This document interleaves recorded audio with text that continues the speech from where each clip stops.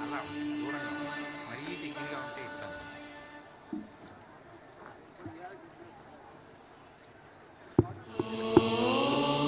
శ్రీ గురుభ్యో నమః. ఉమామహేశ్వరాభ్యాం నమః. సభాయే నమః. మనకి ఈ సృష్టిలో మొట్టమొదటి దీపం ఏది అంటే భగవంతుడే మొట్టమొదటి దీపం. అందుకే మీరు ఎప్పుడైనా సరే భగవంతుని యొక్క రూపాలకి సంబంధించినటువంటి సహస్రనామావళి కానీ అష్టోత్తర శతనామావళి కానీ పరిశీలనం చెయ్యండి. అమ్మవారి పరంగా చూసిన, విష్ణు స్వరూపంగా చూసిన, శివ సహస్రనామావళిని పరిశీలించిన మీకు తప్పకుండా కనపడేటటువంటి నామం ఒకటి ఉంటుంది, పరంజ్యోతి అని.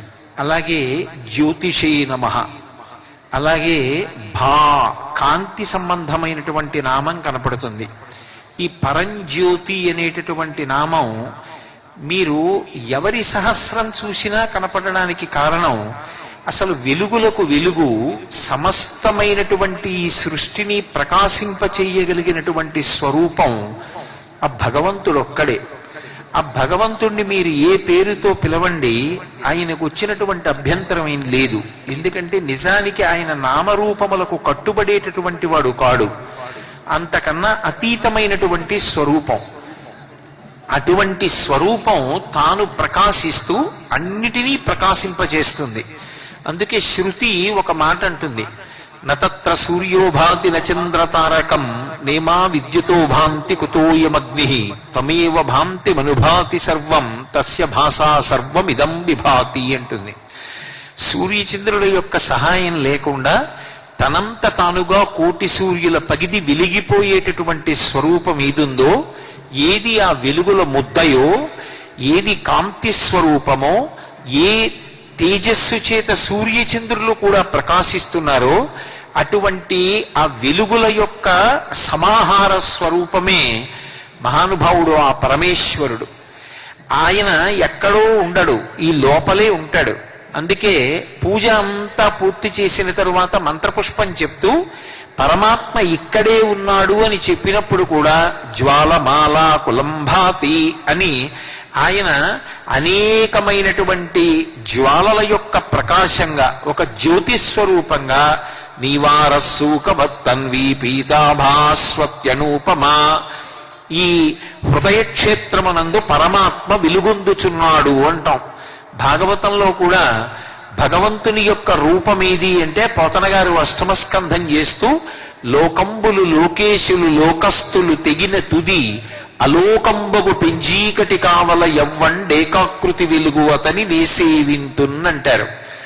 ఈ లోకాలు, ఈ లోకాలలో ఉండేటటువంటి వారు, ఈ లోకములను పరిపాలించేటటువంటి వారు కూడా మహాప్రళయంలో పడిపోయిన తరువాత కటిక చీకట్లో ప్రళయజలముల చేత ఈ లోకములన్నీ ఆవరింపబడి ఉన్నప్పుడు ఎవరి యొక్క సహాయం అవసరం లేకుండా కోటి సూర్యుల పగిది ప్రకాశించేటటువంటి ఏకైక స్వరూపముగా మిగిలిపోయేదేదో అదే భగవంతుని యొక్క స్వరూపం. ఆ భగవంతుని యొక్క స్వరూపం ఇక్కడే వెలుగుతోంది. దానికోసం బయట వెతికితే దొరికేది కాదు.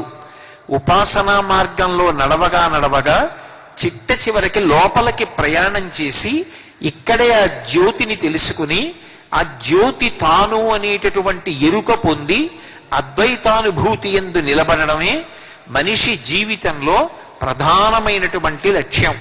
అందుకే అద్వైతము కేవలముగా తెలుసుకునేది కాదు, అది అనుభూతిగా లోపల ఉన్న వస్తువే తాను అనేటటువంటి అనుభవంలో, ఆ జ్ఞానాన్ని అనుభవించడంలో నిలబడగలిగినటువంటి ప్రజ్ఞ ప్రకాశిస్తే అదిగో అప్పుడు ఈశ్వరతత్వమును తెలుసుకుని ఇక్కడే ఈ లోకంలోనే ఆయన మోక్షాన్ని పొంది ఉన్నాడు అని చెప్తారు.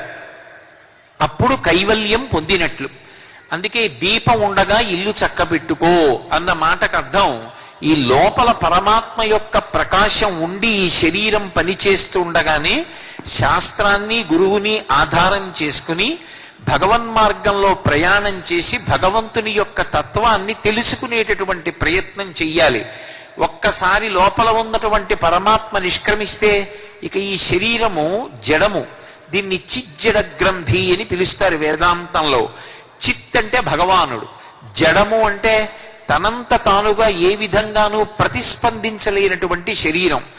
ఇందులోంచి ఒక్కసారి ఆ దీపం వెళ్ళిపోయిందనుకోండి, ఇక ఈ శరీరం ప్రతిస్పందించదు. ఇది కేవలంగా ఒక కాష్టము, ఒక కర్ర ఎలా పడిపోతుందో అలా పడిపోతుంది. లోపల ఆ చిత్తు ఉన్నంతసేపు ఇది ప్రతిస్పందిస్తూ ఉంటుంది. లోపల ఏ చిత్తు ఉన్న కారణం చేత ఈ జడము పనిచేస్తోందో ఆ చిత్తుని తెలుసుకోవడానికి ఇది పనికి రావాలి. అలా పనికి రావాలి అంటే ఇది ఎంతకాలం ఉపయోగపడుతుంది? లోపల దీపం వెలుగుతున్నంతసేపే అది పనిచేస్తుంది. ఆ లోపల దీపం ఎరుకలోకి రావాలి. నానా ఛిద్రఘటోదర స్థిత మహాదీప ప్రభాభాస్వరం జ్ఞానం యస్యతు చక్షురాది కరణ ద్వారా బహిస్పందతే జానామీతి తమేవ భాంతమనుభాత్యేతత్ సమస్తం జగత్ తస్మై శ్రీ గురుమూర్తయే నమ ఇదం శ్రీ దక్షిణామూర్తయే అంటారు శంకర భగవత్పాదులు దక్షిణామూర్తి స్తోత్రంలో. కొన్ని కన్నాలున్నటువంటి కుండని తీసుకెళ్లి ప్రమిదలో దీపం వెలుగుతుండగా దాని మీద బోర్లిస్తే అన్ని కన్నములలోంచి దీపం యొక్క కాంతి ఎలా పైకి కొడుతుందో అలా లోపల ఉన్నటువంటి జ్యోతి యొక్క ప్రకాశం జ్ఞానేంద్రియముల గుండా ప్రకాశిస్తుంటే మనం అన్నిటినీ తెలుసుకోగలుగుతున్నాం. ఈ తెలుసుకోవడానికి కారణమైనదేదో తెలుసుకోవాలి అంటే ఇక్కడ దీపం బయట వెలిగించినట్టే బయట ఒక దీపం ఆధారం. ఏదా ఆధారభూతమైన దీపము అంటే గురువు. అందుకే దేవాలయంలో విద్యుత్ దీపాల సహకారంతో భగవంతుణ్ణి దర్శనం చేయడం అనేటటువంటిది సనాతన ధర్మమునందు అంతర్లీనమైనటువంటి సంప్రదాయం కాదు. మీరు ఇప్పటికీ ప్రధానమైన దేవాలయాలకు వెడితే కేవలంగా ఆవు నీతితోటో నువ్వుల నూనెతోటో వెలిగించినటువంటి దీపాలు వెలుగుతూ ఉంటాయి. అటువంటి దీపాల కాంతిలో పరమాత్మ దర్శనం చేస్తాం. ఆ దీపము గురువు. ఇక్కడ దీపాన్ని తెలుసుకోవాలి అంటే బయట దీపం గురువు గారు. ఆ దీపం యొక్క సహాయంతో ఈ దీపాన్ని తెలుసుకోవాలి. ఒక దీపం ఇంకొక దీపాన్ని వెలిగిస్తుంది. అంతర్ముఖ సమారాధ్య బహిర్ముఖ సుదుర్లభ. బయట వెతికితే దొరికేది కాదావిడ, లోపలికి వెడితే తెలుస్తుంది. అందుకే అసలు ఈ దీపం ఎవరు అంటే పరమాత్మయే దీపం. ఆ దీపం తెలుసుకోవడానికి ఆ దీపాన్ని వెలిగించి దీపంగా నిలబడేటటువంటి అద్వైతానుభూతిని కల్పించగలిగినటువంటి వాడు గురువు. ఒక దీపం ఇంకొక దీపాన్ని వెలిగించాలి. అందుకే మీరు చూడండి, మనకి సనాతన ధర్మంలో వెలిగేటటువంటి దీపం తత్వతః ఒకటైనా అనేకమైనటువంటి పేర్లతో దీపాన్ని పిలుస్తారు. మనం ఒక పూజ ప్రారంభం చేసి పూజ చేస్తున్నాం అనుకోండి, మనం వెలిగించవలసిన అవసరం లేకుండా వెలిగేటటువంటి దీపం ఒకటి ఉంటుంది. ఏ కారణం చేతనైనా ఒక చోట దీపం దూరంగా పెట్టి చాలా మంది దూరంగా పూజ చేస్తున్నారనుకోండి, దీపం దర్శయామి అన్న ఉపచారం వచ్చిందనుకోండి, భగవంతుని యొక్క పాదములను దీపాల కాంతిలో చూడాలి. అంటే నిజంగా దీపం పట్టుకొచ్చి అక్కడ పెట్టమని కాదు, ఆ కాంతిలో ఆయన పాదములు ప్రకాశిస్తూ ఉంటే ఎలా ఉంటాయో మీరు మనోనేత్రంతో చూడాలి. ఒక దీపాన్ని తీసుకొచ్చి దగ్గరగా పెడితే ప్రకాశవంతమైనటువంటి ఆ పాదములు ఈ దీపపు కాంతిలో మరింత ప్రకాశిస్తాయి. ఆ వెలిగిపోతున్నటువంటి పాదములను చూడడం మనోనేత్రానికి రావాలి. అలా చూడడానికి మన ప్రయత్నం లేకుండా వెలిగే దీపం ఒకటి ఉంది. అది ఆకాశంలో సూర్యబింబం. అందుకే పక్కన దీపం ఉంటే దీపాన్ని తీసుకొచ్చి చూపించి పక్కన పెట్టి అక్షతలు వేస్తాం. అలా దీపం లేకపోతే దీపానికి దూరంగా పూజ చేస్తుంటే సూర్యేవ జ్యోతిహి అంటాం. అదిగో ఆ సూర్యనారాయణుడే దీపమై ఉన్నాడు అంటాం. అలాగే మీరు జాగ్రత్తగా పరిశీలిస్తే ఒక్క దీపం కాదు, అనేకమైనటువంటి దీపాలు వాడతాం పూజలో. నందాదీపము అని ఒక దీపం ఉంటుంది. ఆ దీపం అఖండము అంటారు. అంటే అసలు ఆ దీపం నిధనం కాదు, అది ఎప్పుడు వెలిగించారో తెలియదు. ఆ దీపం అలా వెలుగుతూనే ఉంటుంది. అది నిధనం అవడం అనేటటువంటి ప్రశ్న రాదు. ఇప్పటికీ మీరు గమనిస్తే వెంకటాచల క్షేత్రంలో అఖండ దీపం వెలుగుతూ ఉంటుంది. ఎప్పుడు వెలిగించారు ఆ దీపము అంటే, మొట్టమొదటిసారి వెంకటేశ్వర స్వామి వారు పద్మపీఠం మీదకు వచ్చి నిలబడినప్పుడు ఆ విగ్రహాన్ని ఎవరూ చెక్కలేదు. నకృతం దైవ సంఘైశ్చ నకృతం విశ్వకర్మణ స్వేచ్ఛయా క్రీడతే తత్ర ఇచ్ఛారూపం విరాజితః అని తనంత తాను ప్రకాశించినటువంటి ఆ శ్రీ వెంకటేశ్వరుని యొక్క మూర్తి ముందు మొట్టమొదటి దీపాన్ని ఎవరు వెలిగించారు అంటే చతుర్ముఖ బ్రహ్మగారు వెలిగించారు.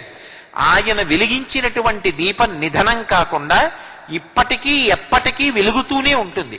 అలా వెలిగేటటువంటి అఖండ దీపాన్ని నందాదీపము అని పిలుస్తారు. అలాగే ఒక్కొక్క చోట శోభస్కరంగా ఉండడానికి అనేకమైనటువంటి దీపాలు వెలిగిస్తారు. ఒకే మూర్తిని పూజ చేస్తూ చిన్న చిన్న దీపాల్ని అనేక దీపాలు వెలిగిస్తారు. అలా వెలిగించినటువంటి దీపాల యొక్క వరుస ఉంటే దాన్ని దీపావళి అంటారు. ఆవళి అంటే వరుస, దీపావళి అంటే దీపముల యొక్క వరుస. అలా కాకుండా ఒక దీపాన్ని పూజలో కూడా ఉపయోగించారనుకోండి తీసుకొచ్చి, అప్పుడు దాన్ని అర్చాదీపము అంటారు.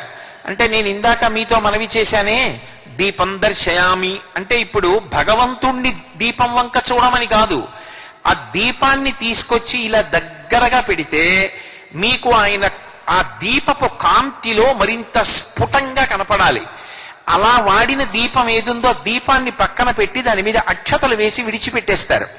అలా విడిచిపెట్టబడినటువంటి దీపం ఏదుందో దాన్ని అర్చాదీపము అని పిలుస్తారు. అలాగే లక్ష్మీదేవి దేవాలయంలో అంతరాలయంలో దీపం వెలిగిస్తే దాన్ని లక్ష్మీ దీపము అని పిలుస్తారు. అలాగే బలిపీఠం మీద స్వామివారికి బలిపీఠం ఉంటుంది, బలిభుక్కులు అని ఉంటాయి. ఏవో పిల్లులు పక్షులు ఇటువంటివి దేవాలయ ప్రాంగణంలో తిరుగుతాయి. సమంత్రకంగా అగ్నిముఖంగా హవిస్సు రూపంలో ఇవ్వకపోయినా అవి కూడా వచ్చి దేవాలయంలో తింటాయి, బలిభుక్కులు అంటారు. ఆ బలిహరణ మంటపం మీద పెట్టేటటువంటి ఆ బలిహరణం ఏది ఉంటుందో దాని దగ్గర వెలిగించేటటువంటి దీపాన్ని బలిదీపము అని పిలుస్తారు. అలాగే కార్తీక మాసం వచ్చేటప్పటికి ఒక ప్రత్యేకమైనటువంటి దీపాన్ని వెలిగిస్తారు. కార్తీక మాసంలో మాత్రమే వెలిగేటటువంటి దీపం, మిగిలిన మాసాల్లో అలా కనపడని దీపం ఒకటి ఉంటుంది. ఆ దీపానికి ఆకాశ దీపము అని పేరు. కార్తీక మాస ప్రారంభంలోనే పాడ్యమి తిథి నాడు ధ్వజస్తంభానికి కానీ లేదా వేరే రాటపాతి గాలికి నిధనం అవ్వకుండా ఒక దీపపు ప్రమిద ఏర్పాటు చేసి తాడు కట్టి దీపం వెలిగించి దాన్ని పైకి లాగుతారు. అది ధ్వజస్తంభం అంత ఎత్తులో ప్రకాశిస్తూ ఉంటుంది. అలా ప్రకాశించేటటువంటి దీపాన్ని ఆకాశ దీపం అంటారు. ఈ కార్తీక మాసంలో ప్రత్యేకించి ఆకాశ దీపానికి విశేషమైనటువంటి ప్రఖ్యాతి. బోలెడన్ని దీపాలు చిన్న చిన్న కుందుల్లో గుత్తులు గుత్తులుగా వెలిగించారనుకోండి. పూర్వకాలంలో ఉండేవి ఇళ్లలో ఇత్తడి వాటిలో కుందులు ఉండేవి. ఒక పెద్దది పొడుగ్గా ఇత్తడి పళ్ళె ఉండి దానికి కుందులు ఉండేవి. ఆ కుందుల్లో వెలిగిస్తారు దీపాలు.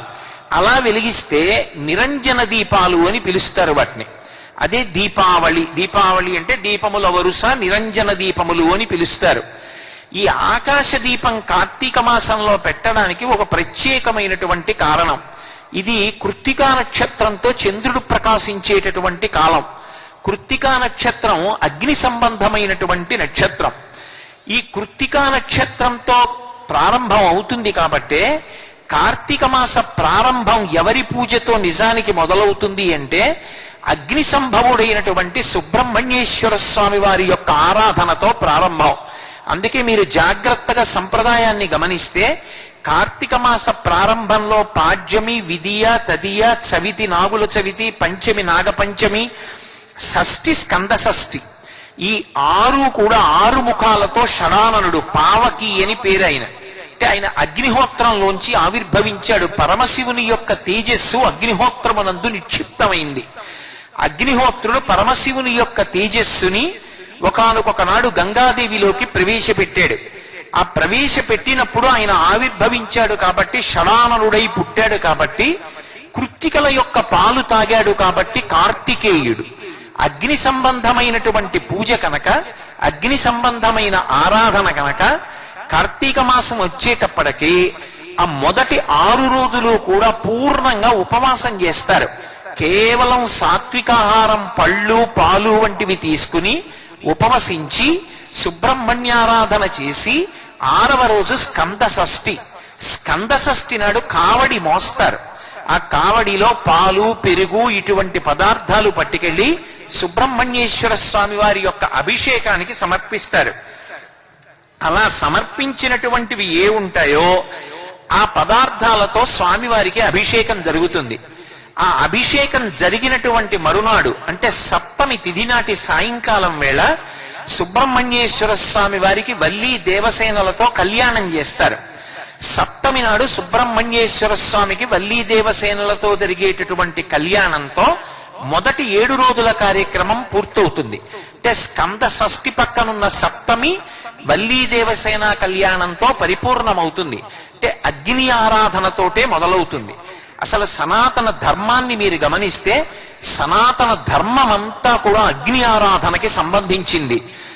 ఏ ఇతర విశ్వాసమనందు లేనటువంటి బలీయమైనటువంటి విధానం ఏమి అంటే మనం అగ్నిముఖంగా దేవతలకి హవిస్సిస్తాం, అలాగే అగ్నిముఖంగా పితృదేవతలకి కవ్యాన్ని ఇస్తాం. అగ్నిహోత్రులు మాత్రమే పట్టుకెళ్ళాలి, ఇతరులు పట్టుకెళ్ళడానికి వీలు లేదు. అది ఈశ్వరుడు చేసినటువంటి శాసనం.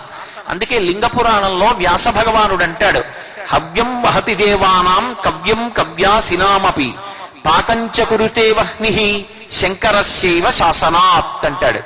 అగ్నిహోత్రుడు 3 కార్యాలు చేస్తూ ఉంటాడు. ఒకటి, దేవతలకి హవిస్సు పట్టుకెడతాడు. హవిస్సు దేవతలకి పట్టుకెడితే హవిస్సు పుచ్చుకున్నటువంటి దేవతలు ప్రీతి చెంది వర్షం కురిపిస్తారు. ఆ వర్షము చేత పాడి పంట వచ్చి లోకమంతా సమృద్ధంగా ఉంటుంది. అది ధర్మచక్రం.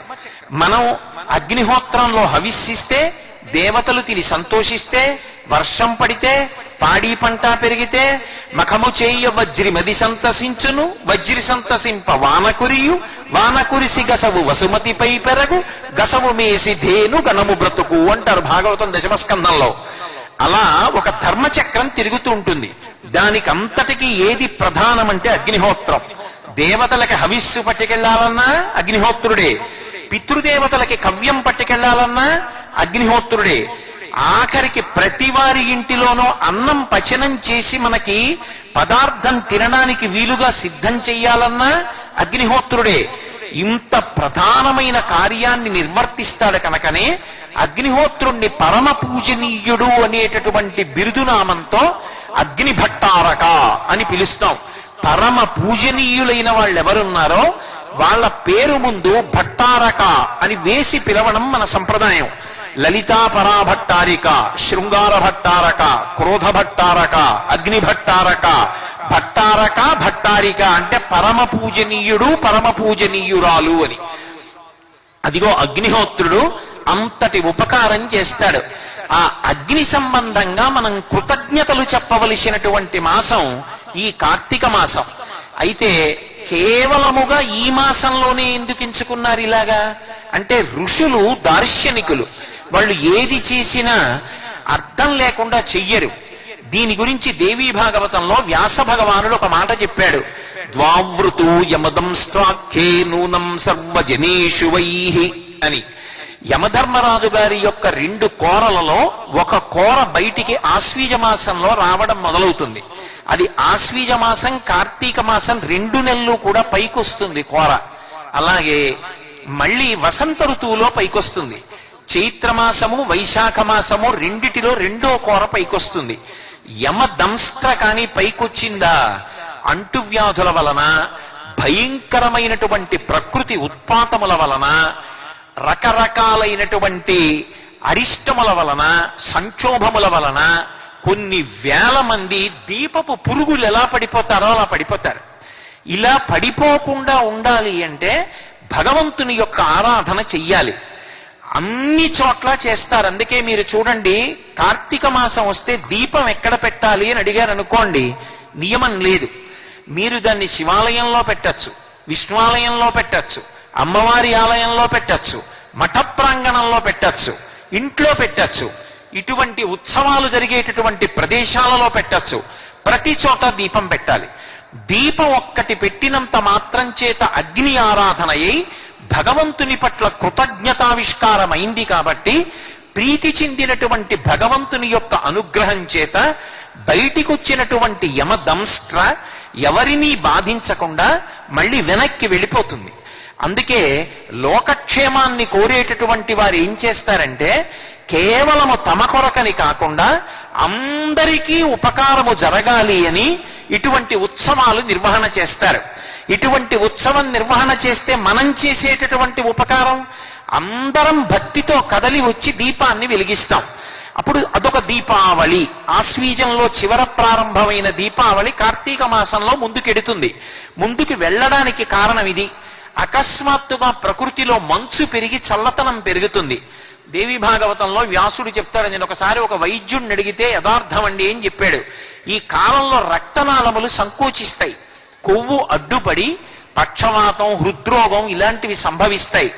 హృదయానికి శనీశ్వరుడు అధిష్టానం కాబట్టి నువ్వుల నూనె యొక్క పొగ కానీ, ఆవునీతి దీపపు పొగ కానీ వాతావరణంలోకి వెళ్ళినా భగవంతుణ్ణి ఆవాహన చేసిన దీపం అంటే దీపం వెలిగించి వదిలిపెట్టారు. త్రయంబకమావాహయామి, దామోదరమావాహయామి, పరదేవతామావాహయామి అని నమస్కారం చేస్తారు. ఇప్పుడు ఆ దీపంలోకి పరమాత్మ ప్రవేశిస్తాడు. ఆ దీపపు కాంతులు కళ్యాణకారకములు, శోభనాన్ని కల్పిస్తాయి. అంటే ఎక్కడా ఏ అరిష్టం జరగకుండా ఆ అరిష్టం స్థానంలో ఐశ్వర్యాన్ని ఇస్తాడు. అందుకే భయపెట్టడానికి ఒకడు, భయం తీర్చడానికి ఒకడు, బాధ పెట్టడానికి ఒకడు, బాధ పోగొట్టడానికి ఒకడు, ఐశ్వర్యం ఇవ్వడానికి ఒకడు, ఎత్తుకుపోవడానికి ఒకడు ఉండరు సనాతన ధర్మంలో. భయపెట్టినా భగవంతుడే, భయం తీసేసినా భగవంతుడే. భయకృత్ భయనాశన అని విష్ణు సహస్రనామ స్తోత్రంలో ఉందా లేదా? అఘోరేభ్యో ధఘోరేభ్యో ఘోర ఘోరతరేభ్య అని పరమశివుడికే ఘోర రూపం, పరమశివుడిదే పరమ ప్రసన్న రూపం. మంగళాయతనం దేవం యువానమతి మంగళం ధ్యాయేత్ కల్పతరోర్మూలే సుఖాసీనం సహోమయా. పరమ మంగళప్రదుడై కనపడతాడు. ఆయనే ఘోర రూపంతో కనపడతాడు. ఆ పరమాత్మయే పాపానికి ఫలితమిచ్చి బాధపెడతాడు. ఆ పరమాత్మయే భక్తి చేత ప్రసన్నుడై ఎంత బాధపడవలసిన వాళ్ళని బాధ తీసి సుఖపెడతాడు. అందుకే చూడండి, నమశివాభ్యాం అశుభాపహాభ్యాం, ఒక్క నమస్కారం చేస్తే భక్తితో వెంటనే అశుభములను తీసేసి శుభములను అనుగ్రహిస్తాడు. ఆపదామపహర్తారం దాతారం సర్వసంపదాం లోకాభిరామం శ్రీరామం భూయో భూయో నమామ్యహం. రావలసిన ఆపదలని తీసేసి వాటి స్థానంలో సంపదలను ఇస్తాడు. మీరు ఏ పేరుతో చెప్పండి, సబ్రహ్మ సశివ సహరిసేంద్ర సోక్షర పరమస్వరాట్ రాజాధిరాజాయ ప్రసహ్య సాహిని. మీరు ఏ పేరుతో పిలిచినా భగవత్ తత్వం మాత్రం ఒక్కటే. రామకృష్ణ పరమహంస చెప్పినట్టు చెరువుకి యువతల గట్టు దగ్గర నుంచి వెళ్ళి నీళ్లు తాగుతానన్నా, అవతల గట్టుకెళ్ళి పానీ తాగుతానన్నా, యువతల గట్టుకెళ్ళి వాటర్ తాగుతానన్నా, అవతల గట్టుకెళ్ళి యాక్వా తాగుతానన్నా, మీరు పేరు పెట్టి పిలిచారని నీరు మీకు దాహం యొక్క ఉపశాంతిని కల్పించదు. మీరు ఏ పేరు పెట్టి పిలవకపోయినా తాగినంత మాత్రం చేత దాహం పోగొట్టడం నీటి యొక్క లక్షణం. అలాగే మీరు ఏ పేరు పెట్టి పిలవకపోయినా సరే భక్తితో నమస్కరించినంత మాత్రం చేత అనుగ్రహించడం ఈశ్వరుని యొక్క లక్షణం. కేవలం ఒక్క దీపాన్ని వెలిగిస్తే ఆ దీపం మీరు ఏ పేరుతో పిలవండి ఆ భగవంతుడే. స్త్రీ పురుష నపుంసక మూర్తియును కాక, తిర్య కమర నరాది మూర్తియును కాక, కర్మ గుణ భేద సదసత్ప్రకాశి కాక, వెనుకనన్నియుతానగు విభుతలంతూ అంటారు. ఆ వెలుగుతున్నటువంటి దీపస్వరూపం ఏ పేరు పెట్టి మీరు పిలవండి, ఆ పరమాత్మ యొక్క స్వరూపం జ్యోతిస్వరూపంగా నిలబడుతుంది. అటువంటి జ్యోతులు వెలిగించాము అంటే కళ్యాణమును ఆకాంక్షిస్తున్నాము అని. అందరూ శుభంగా ఉండాలి, అందరూ సంతోషంగా ఉండాలి, అందరూ ప్రసన్నంగా ఉండాలి, శాంతిగా ఉండాలి, ఎవరికి ఏ ఇబ్బంది కలగకూడదు. శం ద్విపదే శం చతుష్పదే, 4 కాళ్ళున్న ప్రాణులు, 2 కాళ్ళున్న ప్రాణులు అందరూ సంతోషంగా ఉండాలి. అంటే కార్తీక మాసంలో ప్రదోష వేళలో సంధ్యాదీపానికి పరమ ప్రఖ్యాతి. ఆ దీపం వెలిగించాలి. వెలిగించడం కోసం భక్తితో పరిగెత్తాలి. భక్తి టీవీ వారు లోక సంక్షేమం కోసం ఇంత గొప్ప కార్యక్రమాన్ని తలపెడితే కనీస కర్తవ్యం మనది ఏది అంటే అందరం వచ్చి భక్తితో దీపాన్ని వెలిగించి ఆ దీపంలోకి పరమాత్మని ఆవాహన చేసి నమస్కరించాలి.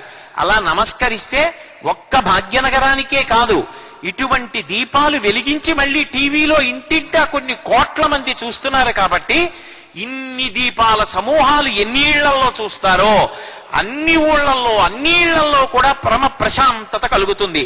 అంత గొప్ప కార్యక్రమాన్ని నిర్వర్తిస్తున్నందుకు భక్తి టీవీ వారికి నేను మనస్ఫూర్తిగా నా అభినందనలను తెలియచేస్తూ, మీ అందరూ కూడా ఇంత భక్తితో పాల్గొంటున్నందుకు పరమాత్మ యొక్క కటాక్షం మనందరికీ తప్పకుండా కలుగుతుంది అని శాస్త్రం నమ్ముకున్నవాడిగా పరమ నమ్మకంతో చెప్తూ, మళ్ళీ రేపటి రోజు కూడా నేను అరగంట సేపు ప్రవచనం చేస్తాను కాబట్టి ఈ దీప వైభవానికి సంబంధించినటువంటి మరికొన్ని విశేషాల్ని రేపటి రోజున తెలియచేస్తాను. మళ్ళీ రేపు సాయంకాలం ప్రవచన సమయంలో కలుసుకుందాం. స్వస్తి.